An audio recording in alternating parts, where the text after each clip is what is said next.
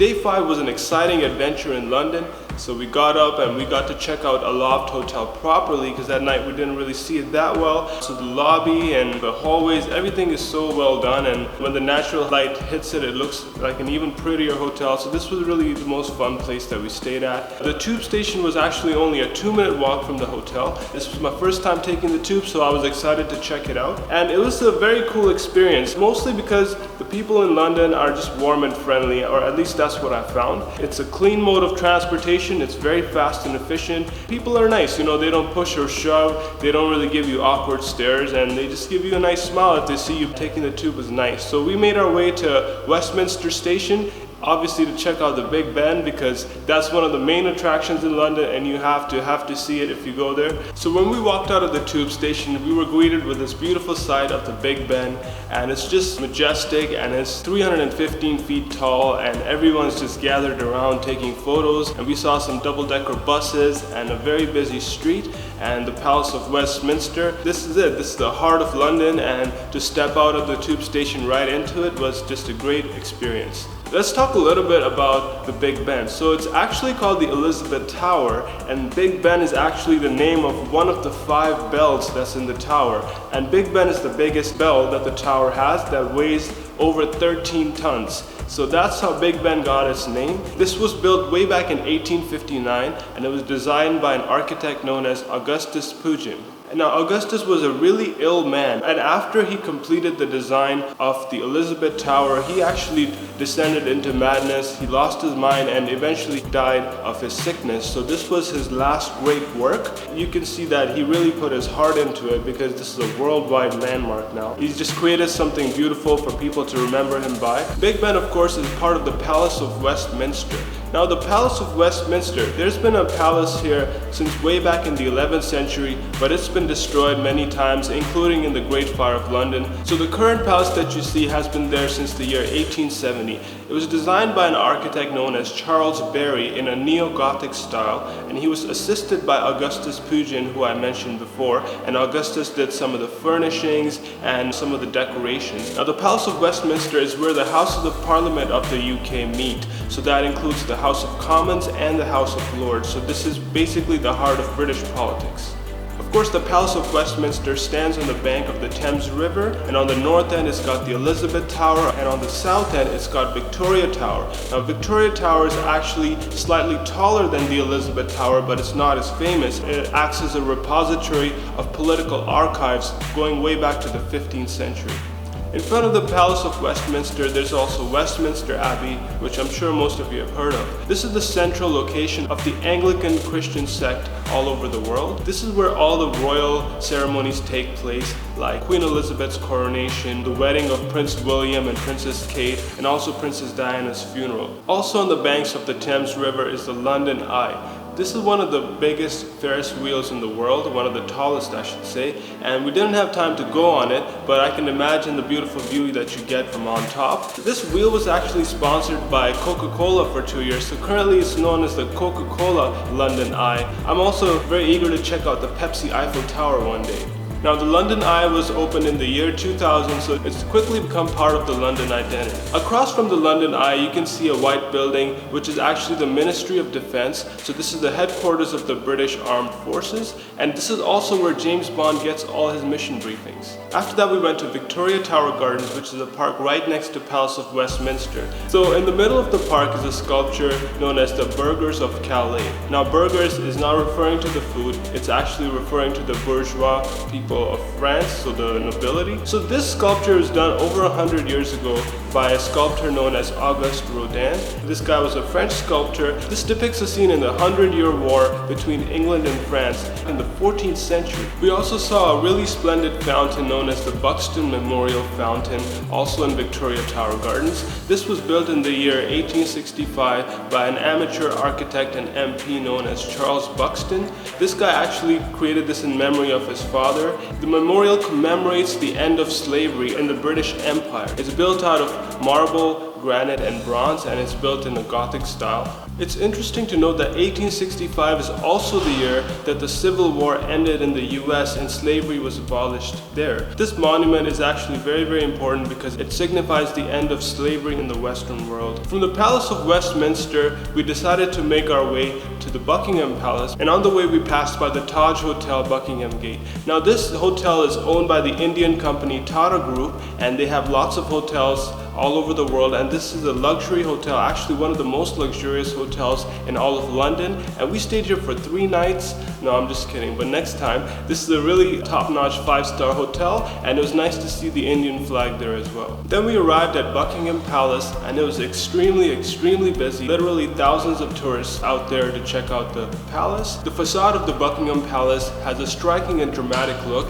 It's done in a neoclassical and Baroque style by one of the greatest British architects, John Nash. This has been a royal residence since 1837, and it's also the administrative headquarters of the Queen. The palace actually has 775 rooms, and it has a huge private garden, and the interior is also supposed to be extremely elegant and overwhelming. In front of the Buckingham Palace is a striking sculpture known as the Victoria Memorial. This was done by Sir Thomas Brock back in 1911. It's made out of imported Italian marble and gilt bronze. Gilt bronze is basically bronze that has a thin coating of actual gold. This represents the 4 qualities that Queen Victoria is known to have stood for, which was being the Queen, being a motherly figure to all of England, being truthful, and being just. And there are 3 bronze sculptures at the top which represent winged victory, constancy, and courage. You can see that the British Empire had a great sense of pride about its conquest and about its achievements, so it's a little bit overwhelming, and being from a country like India that was colonized by Britain, I have mixed feelings about it, but I did really appreciate all the artwork and the hard work that all these artists put in, and it was very nice to see a sculpture of Mahatma Gandhi and Nelson Mandela in Parliament Square, because it really shows that Britain has come a long way from those imperialistic days and is now much more aware of its role in the world.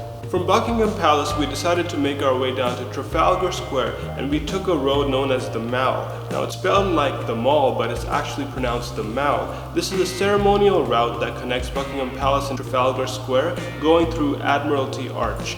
And this route is used for a lot of ceremonial proceedings. For example, on the Queen's Golden and Diamond Jubilees, the Queen actually comes out on the Buckingham Palace balcony, and up to 1 million people will collect on the Mall to check out the ceremony. So we had a nice walk on the Mall, and then we passed through Admiralty Arch. This arch was done over 100 years ago in a neoclassical style. This arch was initially used as actual offices for the Admiral of the Royal Navy, but later on it was developed into government houses, and now there's actually going to be a hotel and restaurants there, so it feels like this world is getting more and more commercial. After passing through Admiralty Arch, we reached Trafalgar Square, which is a very popular square for public gatherings. Sometimes there's public demonstrations here. There's New Year's Eve celebrations and also Christmas decorations every year, and there's a giant Christmas tree. This square was also designed by architect Charles Barry, who also contributed to Palace of Westminster and the Big Ben.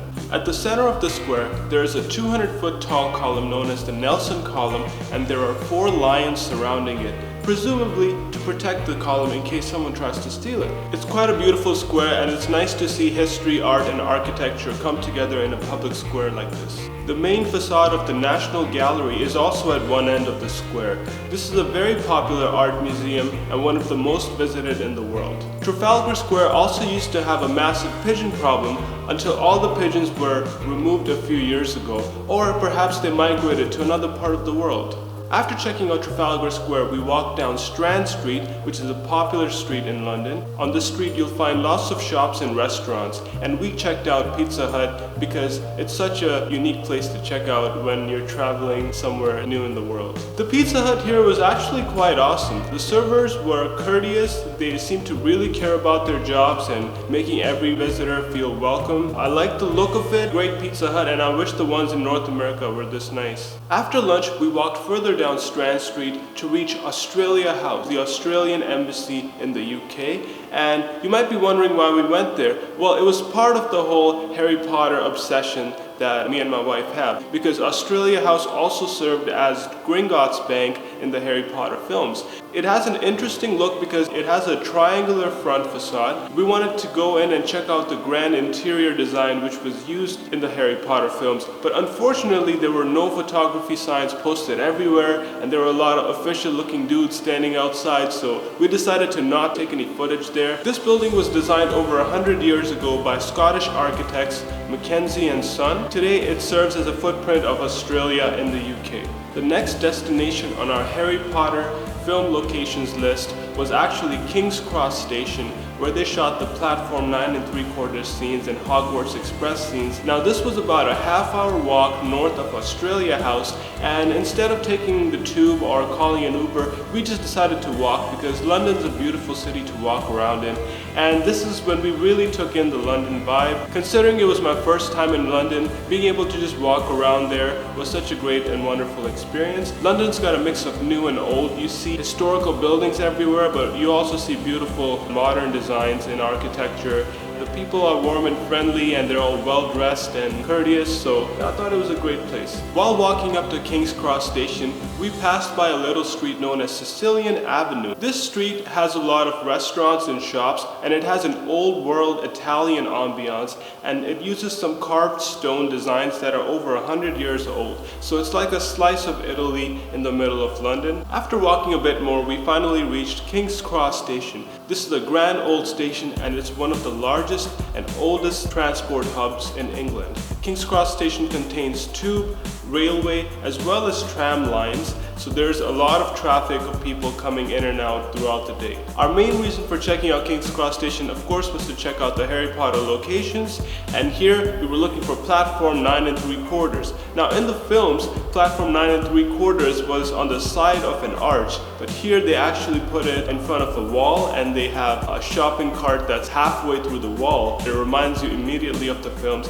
and there was actually a huge lineup to just take a photo in front of this thing, and next to that was the Harry Potter official store, and they were selling all kinds of merchandise. So we got some Harry Potter chocolate and a little platform 9 3/4 ticket, so that was cool. It was extremely busy there, but being a Harry Potter fan, I'm really glad that we checked it out and we took a little bit of footage, and I did end up using that footage in the music video I put out as well, so make sure you guys check that out.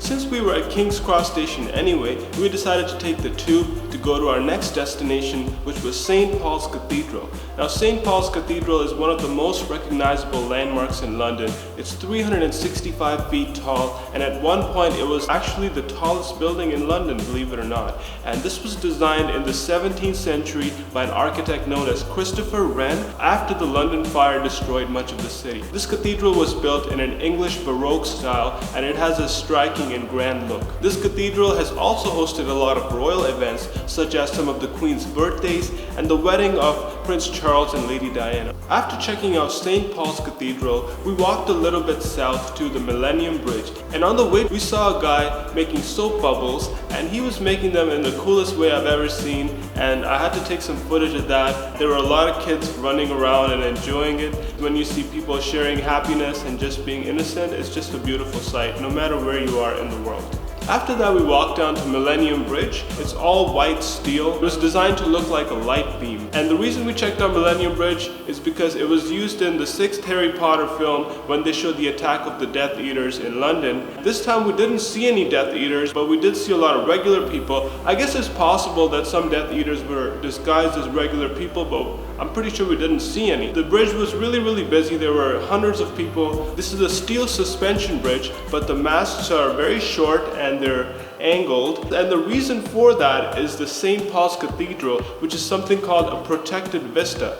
That means that the government is trying to make sure that you can get a clear view of the cathedral from different points in the city, and because of that, they actually told the design team of the bridge to make sure that it's really low, and that's why they had to build it in this very interesting fashion. From the Millennium Bridge, we also got a very nice look at the Shard. Now the Shard is actually the tallest building in all of the United Kingdom. It's over 1,000 feet tall. It has a very cool neo-futuristic design with steel and glass.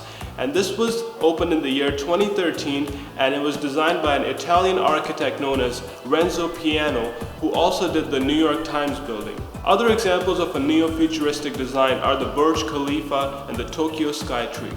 The Shard building is used for a lot of offices, and it also has the Shangri-La Hotel. From the Millennium Bridge, we walked a little bit north to Leadenhall Market, the pedestrian market that dates back to the 14th century. Back in that era, a lot of vendors used to sell meat, cheese, and flowers, and it was a busy commercial center. It used to be noisy and smelly, but today it's a beautiful Victorian design with wrought iron and glass, and this is because in the year 1881, it was completely redesigned by Sir Horace Jones, who was the city architect, and he actually replaced the old stone design with this new design. Today, Leadenhall Market has a very clean, colorful, and beautiful appearance, and it's been used in several films, most notably Harry Potter, where it was used as the entrance to Diagon Alley, and it's also been used in a Bollywood film to film a song and dance routine. From Leadenhall Market, we walked over to the Tower of London, which is a historical castle and fortress by the Thames River. The Tower of London is one of the oldest historical landmarks in London, built between the 11th and 14th centuries by William the Conqueror. Initially, this fortress was a symbol of oppression, and a lot of people in London hated it. Over the years, it's been involved in a lot of battles. It's been used as a royal residence, an armory, a treasury, and even a jail. If you guys have seen the movie Legend starring Tom Hardy, he plays the Cray twins, a pair of notorious gangsters in the 50s. The actual Cray twins were actually imprisoned in the Tower of London back in the 50s. Also at the Tower of London is a vault known as the Jewel House. This is where the crown jewels of England are kept, and these are seen by millions of visitors every year. From the Tower of London, we walked over to the Tower Bridge. This is a gorgeous bridge that crosses the Thames River near the Tower of London. It's a combination of a drawbridge and a suspension bridge, and it was opened back in the year 1894. It was designed by the same dude who redesigned the Leadenhall Market, Sir Horace Jones, and then it was redesigned by this guy named George Stephenson, who gave it a Victorian Gothic look so that it would make sense in close proximity to the Tower of London. This bridge features two bridge towers that are each over 200 feet tall, and in order to anchor these towers down, there's a couple of piers that go down into the Thames River and into the riverbed, and they contain over 70,000 tons of concrete. The upper walkway of the Tower Bridge is sometimes used for exhibitions, and it also contains a glass floor so you can get a great view from up there. Whew. After checking out all of that, we decided to call it a day and get back to the tube station so we could take the tube back to our hotel. That was a lot to see in one day. A city like London, you can't really explore it in one day. You can only get the flavor of it. Hopefully next time when we go back to London, we'll check out some of the beautiful museums and galleries and take in some more of the history. Day 6 in the UK was actually spent with family, so I'm not going to have a lot of footage for you guys. We went up to Darby, which is a mid-sized city in the Derbyshire County, about 2 hours north of London. Darby was actually settled by Romans back in 600 AD. Darby was a market town for many centuries, and eventually it became the birthplace of the Industrial Revolution, and later on a central hub of the British railway industry. Today, the global headquarters of Rolls-Royce, as well as the Toyota UK headquarters, are both around Darby, and these are the biggest employers in the region. While in Darby, we checked out the main mall in Darby, which is known as Intu Darby, and it was previously called Westfield. This is a pretty nice mall, and we had fun walking around. Right outside the mall is a pedestrian marketplace, and from there you can also see the Darby Cathedral. The Darby Cathedral dates back to the 10th century, and the current design was done in the 18th century by James Gibbs in a neoclassical style. The Darby Cathedral is an Anglican church and is currently still in use. In the marketplace, we saw something very cool. There was a Mesoamerican musical group known as the Nahual Spirit Dance, and they were performing some traditional music, and I got some beautiful footage of it that I want to share with you guys.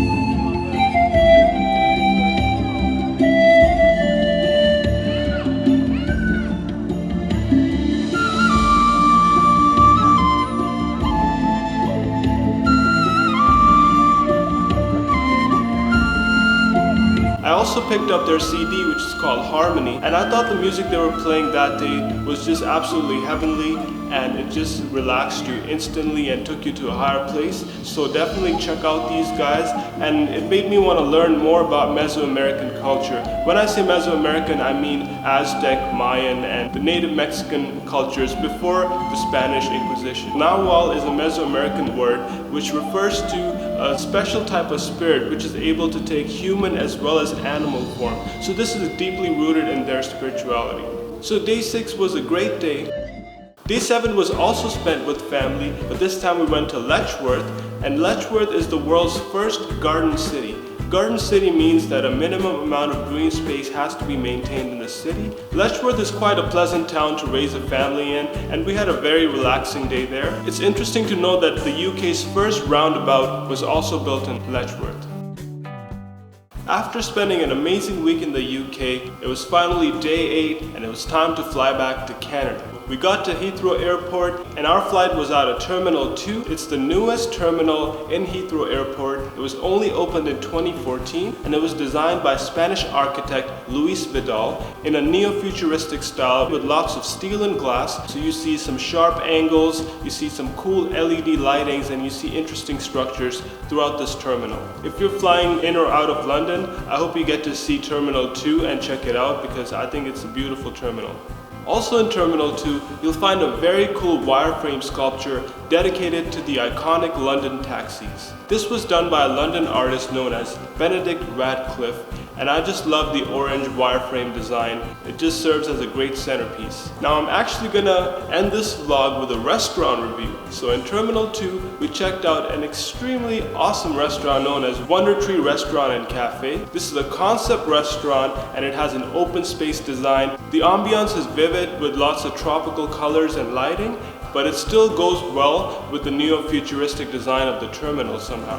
I thought that this was a chain, but when I looked it up later, I found out that there's only 1 or 2 of these in the world, so I'm glad that we got to check it out. They've got cuisine from all over the world at this place, so I'm going to tell you about the items that we tried out. For a refreshment, we ordered a drink called Very Berried by a company known as Orchard Pig.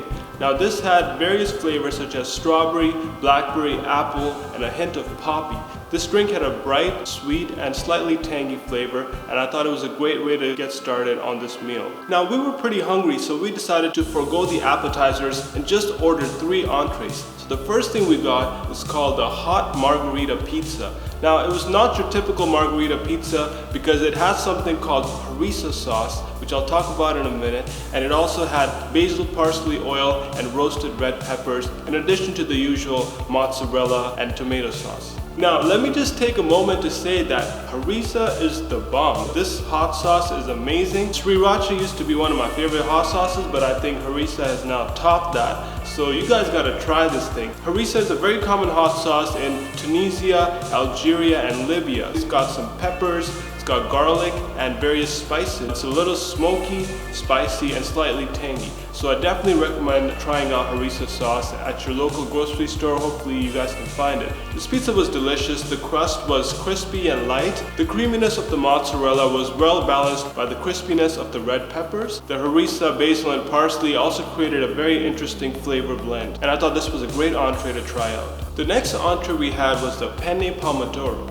Now this was not the typical pasta that you would find at your neighborhood restaurant because it had some things that truly made it world class, like it had some dollops of mascarpone. Now if you're wondering what mascarpone is, it's a type of Italian cream cheese that's a little bit tart, and it also had crumbled goat cheese on top. The penne was really well cooked and the tomato sauce was rich and creamy, and overall this was a great entree. It just gave you that authentic Italian flavor, and I don't think I've had mascarpone before, and it's just soft and creamy and it just melts in your mouth, and it complemented the entree really well. Now the third and most interesting item that we had was the Dukkah veggie burger. Dukkah is an Egyptian spice blend which consists of nuts, seeds, herbs, and spices, and one of the spices it uses is called za'atar. Very interesting spice that I found out about recently. So this Dukkah veggie burger, the veggie patty was made of yellow lentils as well as shredded veggies, and it was all coated with some Dukkah mixture. And also on the burger, there was some tzatziki sauce, there was some roasted red peppers, hummus, and harissa. It came with a halloumi cheese, but I don't think it's vegetarian, so we got to substitute it with some regular cheddar. Now this burger was just a beautiful thing to experience because you had all these Middle Eastern flavors going on in a burger, which is not something you usually expect. I thought it just taught me more about world cuisine with every bite. The burger also came with fries, and the fries were light and crispy, and they went really well with the harissa sauce. If you're in Heathrow Terminal 2, you just have to stop by Wondertree restaurant. So that was our experience in Heathrow Terminal 2, and then we flew back to good old Toronto, and it was time to get back to reality. One thing that was really awesome about the flight back is before we were about to land, there was some interesting weather going on in Toronto, and I was able to capture some cool Twilight footage, and this just looked surreal and otherworldly, so I had to get this footage to show you guys. So check this out. This was taken from an elevation of obviously 40,000 feet, and you can just see the sun setting and casting this beautiful twilight on the clouds, and there was also sort of a cloudy storm raging, so this created a view that I've never seen before in my life. So here's the footage to show you that.